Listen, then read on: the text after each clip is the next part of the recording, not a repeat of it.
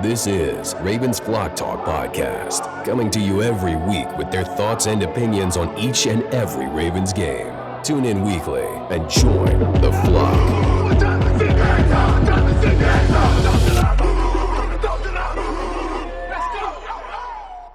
This is Ravens Flock Talk. I'm your host, Brandon, with my co-host, my dad.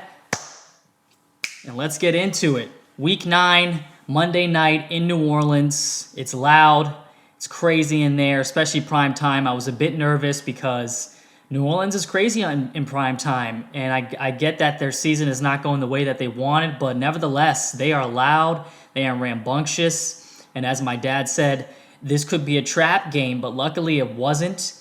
And I can't speak highly enough about this defense. It seemed like the addition of Roquan Smith has really boosted us tremendously, and he impacted the game right out of the gate. I cannot be so much happier than I am, because it's so nice to have a solid piece in the middle of the field on defense, because we haven't had that since Ray Lewis, in my opinion. And he impacted the game right out of the gate. This might have been our best defensive performance so far this year. Offensively, it was up and down, but we got the job done, and you can't ask for a much better position going into the bye week. Yeah, I totally agree, Brandon. I was excited but nervous. Here you are playing in the Dome, great crowd always. So again, it could be a trap game, but it wasn't. And my big thing was we couldn't come out flat. We had to come out with intensity. We had to come out with confidence, and that's exactly what we did. And Roquan set the tone for the defense. Oh, yeah. And I think everybody just felt his energy coming in. It was amazing that less than a week of preparation, and he's a beast. And we all knew it, and he proved it. I'm just excited. Yeah, I was wondering, is he really going to impact, like he was doing in Chicago with a new team right out of the gate first game? And he did. I mean, he had a big tackle on Kamara on a 3rd and short. I mean, me and you were jumping up. We were crazy. We were like, finally, because it's hard to depend on Queen and Harrison, So to get a guy like this definitely is going to boost this defense, and you clearly saw it. Speaking of Patrick Queen, all practice long, he was saying how impressed he was, tweeting all kinds of things on Roquan. And I tell you, it was very impressive to see him learn the playbook. Patrick Queen said it's a very complicated playbook. But the coaches and the players helped him in regard to Roquan saying that. So big day for him, big day for Baltimore actually having a linebacker now. Yeah, that's a good point you made, because we've always heard how complex this defense is. So it's nice for the younger guys to see what a veteran does, how he works. And he's young, Brandon. He's young. And and hopefully we can keep him here after the season. But other than that, I think also is his leadership, right? Because we've been talking about who is the leader really. Is it Marlon? We need a guy to really rally around on this defensive side, and he's a vocal guy. He's in the smack dab in the middle of the field on defense, and that mimics Ray Lewis and all the years we had him, in the middle of the field being that leader. So I think beyond his play, that is also the other value that you get with Roquan being on this team. I don't know much about him because we don't get many Chicago games, so I don't know the intensity he has. I've seen his pregame speeches and stuff. He's a vocal guy. Yeah, I mean, I saw that too. So I'm optimistic because they were saying our leader is Chuck Clark or Marcus Williams. I don't know about that, right? We need an intense Ray Lewis type dude, Ed Reed type guy. He might be the man. Yeah, set the tone vocally and with his play on the field. So we love the signing. I think Marlon Humphrey had a good game. Justin Houston, a huge game. Huge game. And I'll keep saying it. I am so surprised that Justin Houston is playing like this, as old as he is. He's our number one pass rusher. Right. He's got the most sacks on the team. You would think he'll be like away, right? His second year. He's young. Even but Patrick it's not. Queen. So pleasant surprise, and I'm so pleased with Justin. We can't say enough about him. He had that interception at a critical point in the game, which kind of solidified it for me. For the Ravens at that point, so happy that was definitely the nail in the coffin, especially with the field position. Brent Urban had the tip pass. The tip. I don't know why we don't use him more because, I- like I said to you, he's 6'7". He's about as tall as Calais. Calais. We have two twin towers there, so So that can help us with some turnovers, bat down some balls. You never know. So it's nice that he's getting in the rotation. I hope they utilize him more. But overall, man, this was a very good defensive performance. yeah, it's great to have a win. It's so much easier going now into the bye week. Yes. We can relax a little bit, and we had the game in control pretty much in the second half, and we didn't have to bite our nails like we usually do. So I would that say was pretty really much good. start to finish. Really, Start the to game finish, yeah. was in control. There wasn't really a period of time where you were nervous with New Orleans driving the ball, except for going into halftime. Yeah. Like I mentioned in previous episodes, we have a tendency to kind of, I don't know, get lackadaisical towards the end of the half, and they're driving down, and me and you are thinking, okay, this is going to be three Right. points at least.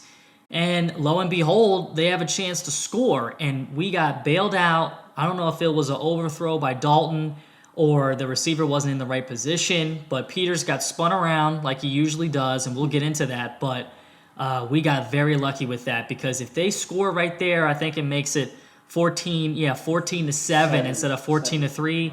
Who knows? I mean, Who that knows? was so key, and that was just an easy pitch and catch. Yeah. So I don't know what went wrong, but I'm happy as heck that We it got did. so lucky. I mean, we got bailed out. Dalton, Let's face it. Dalton's reaction going to this, Oh. he was And pissed maybe off. he was pissed off and deflated, right? But you're so right. At the end of the half, in the end of halves, in the beginning of the second half, we tend to be a little flat. I'll call it, not lackadaisical, Little but flat. cute. So yeah, Playing prevent defense, Right. so they're just Oh. taking what they get, what we're giving them. second game, then in the second half, Brandon, we have established the run, as we always like to say in Ravens Nation, as a right? franchise. As a but Drake, oh my gosh, he needed to step up big all week long. They talked about him. They said Harbaugh said he needed to step up big, and he did. He delivered. And after the game, Lamar said, "Hey, that's his job. That's what he needs to do." Well, that's easy to say, hard to implement, but he did do it. Yeah, tall talk is cheap. It's all about if you can walk the walk. And Drake was a big part of why we won this game. 24 carries, 93 yards. Yep, 93. And, with Lamar backing him up with 11 carries and 82 yards, had it not been for Drake and it was just Lamar and we couldn't get any running game going, I don't think we could have won this game. So I tell you Drake, what, he picked up in the second half. he picked it First up. half was a little shaky, I would say, but the second half he really was running hard, And- getting 6-7 yards. It was looking good. And when Gus comes back after the bye, I hope they utilize Drake in various situations because he runs hard like Gus, and they can alternate and give each other breathers. Yeah, I And, think he you know, will because we're still going to be waiting on on JK. JK, right? So And I'm telling you, when JK comes back, the three-headed monster of the running backs, and just like we had the three-headed monster of the tight ends. So Yep. utilize them. a couple years ago. Yeah, a couple of years ago. And now we have 4 or 5 tight ends still on the roster. Yeah, I mean, So- Oliver got a catch. We got Likely had the touchdown catch, Yep. and then you mix in Andrews with that. So I want to interrupt you because man, that is huge for him as a rookie coming in and giving him that confidence, right? Each touchdown gives him more and more confidence, and then when Andrews comes back, that could be a heck of a duo, So we'll see. yeah, I mean, he is a rookie. I don't want to get on him too much. He only had the touchdown catch. We were hoping before the game with Andrews being out that, okay, this is going to be another game for Likely, just like the Tampa Bay game. But he is a rookie. And I will say, with our receivers, we have a tendency of guys just disappearing. Like Duvernay, he hasn't been the Duvernay that we were talking about On a this couple game. weeks ago. Yeah, He's kind of been, And that's going what I hate. absent. Like you see these flashes of certain Exactly. players. It's not consistent enough. It's not consistent. Even Prochet has some moments. Robinson had some moments, and they have to be more consistent week after week, right? Just think about this. Nobody this game had more than 2 catches. right. Well, But Lamar spread the ball out around. but Everybody had a lot I of don't catches. mind that, and because Andrews is out, it has forced him to utilize all his receivers, whether Yeah. they're tight ends, receivers, backs, running backs. I love it. I actually love it. Now I can't be all positive.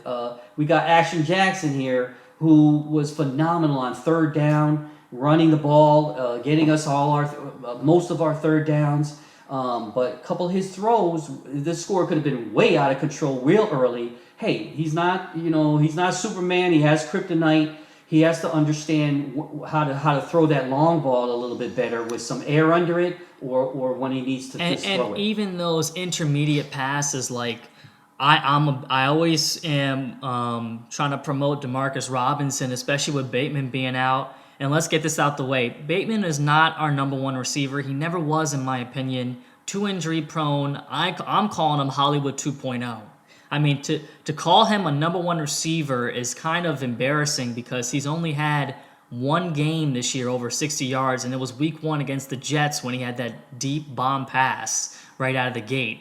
So, he wasn't putting up number one numbers, but I don't like these national analysts saying that he's our number one receiver and how we going to maneuver without him, for the rest of the season. It's not like he was doing major numbers when he was with us. Yeah, I mean, so let's slow our roll. But with him being out, Robinson, man, I'm telling you, he's got talent. It just seems he's got like speed, and so that it means everything. And he's pretty physical, I would say, a lot more physical than Bateman. And I would just say the few times that he gets open, Lamar kind of misses him, and I'm like, oh man, because he could have had a touchdown this game across the middle. Lamar threw it behind him, and Lamar's like laying on his back with his hands on his head, like he just knew that he's got to hit that. So. You got to give and take when you have a running quarterback, but it's nice that he is moving the ball around. We're seeing that more, and we've been trying to get him to do that the past couple of years. Yeah, and with Lamar, he's always being criticized, and we know always. We know he can throw the long ball very accurately. When he had Hollywood going on all those fly routes. Yep. He can Even Andrews, and he can squeeze the ball in tight places. I just think he needs to stop being so improvised all the time and then set his feet and get back to the basics, right? And if he can do that, he says the game is slowed down for him, which it does. This guy is it's so great, Ravens Nation, to have a quarterback that is so relevant now, like a Patrick Mahomes, a Josh Allen, and because look, you can fall off the cliff very quickly. Look at Aaron Rodgers and Russell Wilson. I mean, you can fall off the cliff very, very quickly. So to have an exciting quarterback, staying on the quarterback subject, Brandon, look at Pittsburgh. They're searching for a quarterback. And I would say with his skill set, it's hard for teams to mimic that leading into the, going up into the game. You can try to mimic his speed and his maneuvers and our scheme. It's very hard. He is a very, very unique quarterback. Even though Mahomes is I would still say the best quarterback in the league, him and Allen, it could be neck and neck. But Mahomes doesn't have his speed. He doesn't have his athleticism. And Josh Allen, who's the leading running back for Buffalo right now, leading rush yardage. Yeah. So that was crazy. The guy is 6'5". It's unbelievable. The league is changing, and it's showing you that you need dynamic quarterbacks. Right. This pocket passing, Matt Ryan, Joe Flacco-esque, it's long gone. It's long gone. And what's funny on that subject, Brandon? There was a play where the linebacker for New Orleans was right in the right play. He was spying on Lamar. Yeah. And Lamar did his thing and just ran by him. The linebacker hit him on the thigh, and he just ran right by him. And he was in position to tackle him. So you're saying to yourself, now this is what's fun to watch. When he rolls out to the side, like I said during the game to you, it's almost like an automatic. Like he's going to beat that guy or make a miss. And what I've always wanted him to do is what he did in the first quarter with Likely. He rolled out on a scramble, and they don't know what to do. I can imagine how fearful you are as a corner. And then he just flipped it over to Likely for a touchdown. That I would like to see that more often. In control. Nice touch pass too. What do you do? Do you run up as a corner to tackle him, or do you stay back with with the receiver? So this is the danger, and he is unique too. And I'll say too, with having a premier quarterback, when it comes to the playoffs, like the Jets for example, they're a good team, but they are trying to minimize the mistakes of Zach Wilson. Right. They are scared of him throwing the ball. And I'm sorry you can win games now, but in the playoffs, your quarterback eventually is going to need to make a play. And as you see in previous years, when you have premier quarterbacks, they're the ones that are going to win you the game, whether your season moves on or not. And we have that in Lamar. We have it. We have that. And you need a run game? Yes. But as you see, the teams that go deep are the teams that have premier quarterbacks. The Aaron Rodgers in previous years, the Wilsons, the Tom Bradys, the Mahomes, the Josh Allens. Those are premier guys. You rarely see a guy like a Tannehill or a Tua go deep in the playoffs. Yeah. So we had that with Lamar, and I hope, not to get in the whole contract situation, but we realize how unique and special he is, and he is premier, and we need him on this team. Just think about all those years, Ravens without Nation, a quarterback. Without a quarterback. Now Pittsburgh, because they were with Ben all these years, now they're going to go through what our pain was. Kyle Bowler and Elvis Gerback. Kyle Bowler. But old Steve McNair. And like Cleveland. Cleveland is Cleveland. So in Buffalo, hey, they're predicting them to win the Super Bowl, Brandon. Guess what? I'm from upstate New York. I know about Buffalo. So be careful, Buffalo fans. I tell you what, when it comes to them, this was the week I told you these teams that they put on a pedestal showed that, listen, everybody can win on any given Sunday. The Titans almost beat Kansas City, and their quarterback threw only had 5 completions. Exactly. And Buffalo loses to the Jets. So let's stop putting these teams on a pedestal because Cincinnati. What do you think about the Eagles right now? Listen. They haven't played anybody, so forget them. I'm sorry, but I don't buy them one bit. But you had to have some games where you had to go through some adversity, and they haven't been tested yet. And so what I'm saying is, especially in the AFC, a Cincinnati, us, Miami, the Jets, any of those teams can give this Kansas City, Buffalo, king and queen dynamic a run for their money in the playoffs. That's how I felt about I feel about Tampa Bay. They're in a bad division and they're still in it, right? But that's how Brady does it. But when he was with the Patriots, but no one's buying them this year. But I'm just saying these premier teams they're going to be at the top of their division again, probably, and maybe and that's how the Patriots won all those Super Bowls. They're great. They're good. But they had the buys every year they had a buy. I don't want to go in the past. I'm just saying, this year I'm comparing quarterbacks. I just never have seen, maybe until the Patriots with those Brady years, but they are putting Buffalo on this pedestal. And all I'm saying when I watch them is they're one-dimensional. Yeah. And these playoff games are not going to be blowouts. So there's going to be times where you need to run the ball. And I'm sorry, just having Josh Allen be a superhero every game is not going to be long-lasting. It's just not. I just don't buy it. But to switch to the defensive side really quick, I want to say Marcus Peters is a liability. He is a liability. I don't see him coming back. He's yelling at Harbaugh the second time on the sideline. He is burnt toast out there. Has he gotten an interception this year? I don't know. But one play where he muffed on the receiver going and got all that yardage, and then Chuck Clark gave up on it. That really angered me because you could see that they were both gave up on the play, and that's not Ravens defense. That's not Ravens ball. So I kind of agree with you. We probably need him because we're slim, at corner. So hey, what are you going to do? But I posted on one of the Ravens Facebook groups that Peters shies away from tackling. And I got flack. Would you believe that? I got flack because they said, well, he has made some critical tackles and stuff. And of course, he's gonna make some tackles being on this defense and as long as he's been with us. But let's not kid ourselves. He doesn't want any part of tackling anybody. He's not physical. 9 times out of 10, he shies away. And he gets too many pass interferences. So now Humphrey, I'll tell him. Now that's a tackler. He's not afraid. He's my physical. My problem is he's too physical on sometimes, but at least he tackles people and he's not afraid of contact. I don't get that with Peters. I get him. You know what I see with Peters is somebody cleaning up his scraps because he doesn't want to tackle. So a safety has to come and make the tackle, right? Yeah. I mean, how many times have we seen that? I'm sticking on defense and off of Peters. Let's go. Let's talk about Bowser. Tyus Bowser. Yeah. Tyus Bowser. He, coming off that Achilles injury, he really had a good game too. So I'm happy to see him back. That's a good positive. Well, maybe he had a good game, being in the right position because he didn't have any tackles this game or anything. But it's just nice to see him back. Well, he had in pressure. The he had a few pressures on Dalton. Yeah. So that's kind of what I'm thinking of. And then I can't go with an episode without talking about my boy Patrick Ricard.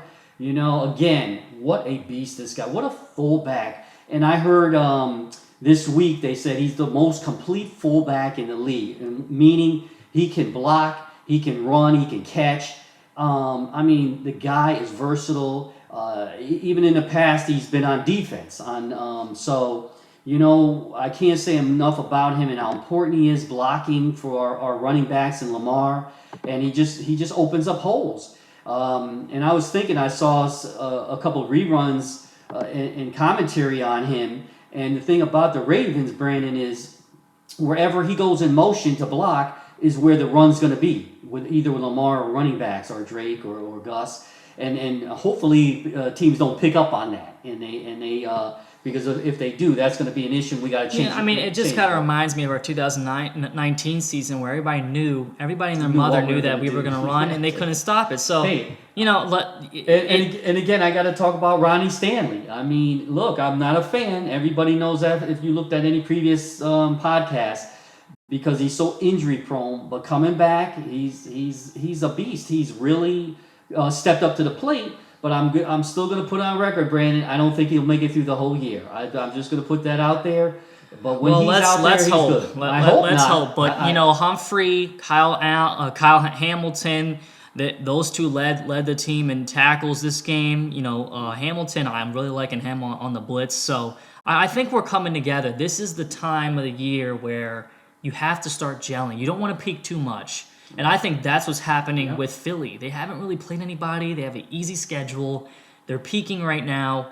How are you going to be in a close game with the season on the line, Because you haven't been tested yet. So I like that we've been in games where we blew it and we know what that feels like. Right. We've held on now. We're starting, this is back-to-back away games that we've won. We're on a 3-game win streak.